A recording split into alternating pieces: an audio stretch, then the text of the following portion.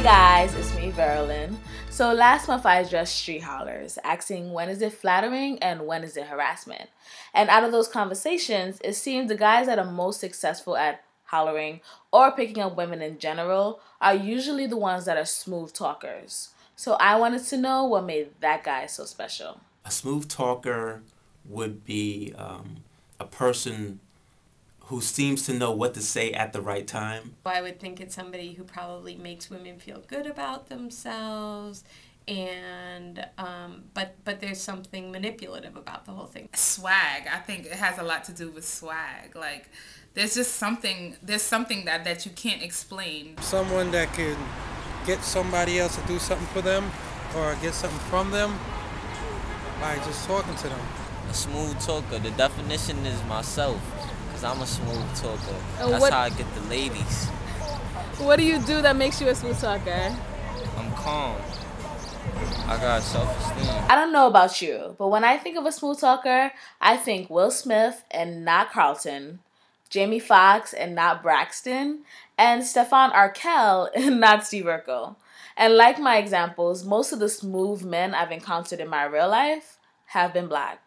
So, does race factor into people's expectation of smooth talking? I don't want to speak for all of white male New York, but I feel like there's less of a cultural expectation that we're going to be good at that. I think there is that stereotype that black men are smoother talkers.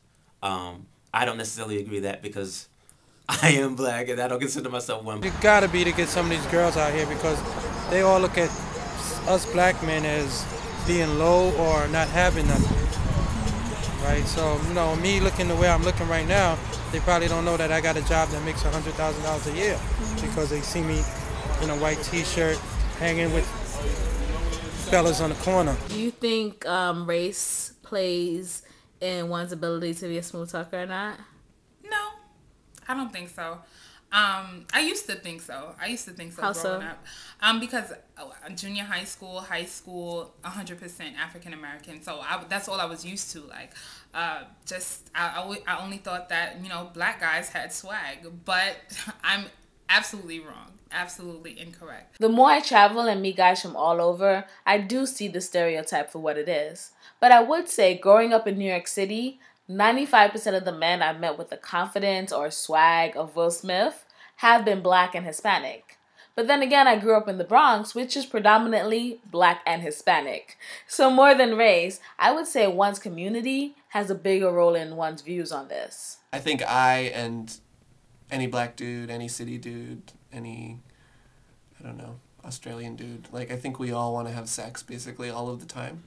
And how we deal with that is probably more learned than anything. That's what I would guess. I mean, I haven't done any studies. I haven't read any studies about this. But if I was going to say, yeah, I want to have sex just as much as the guy who's macking, but he's figured out how to deal with it better than I have. Or he's figured out how to deal with it in a way that benefits him really well. As much as I may have, philosophical, political, social concerns with that and that sort of behavior and whether I want to do it or not, really, the reason I don't do it is because I'm shy, that's what it comes down to. And the reason I'm shy is because that's what's modeled to me, that's how my dad is. And at the end of the day, it's more important to be yourself than to try and be smooth.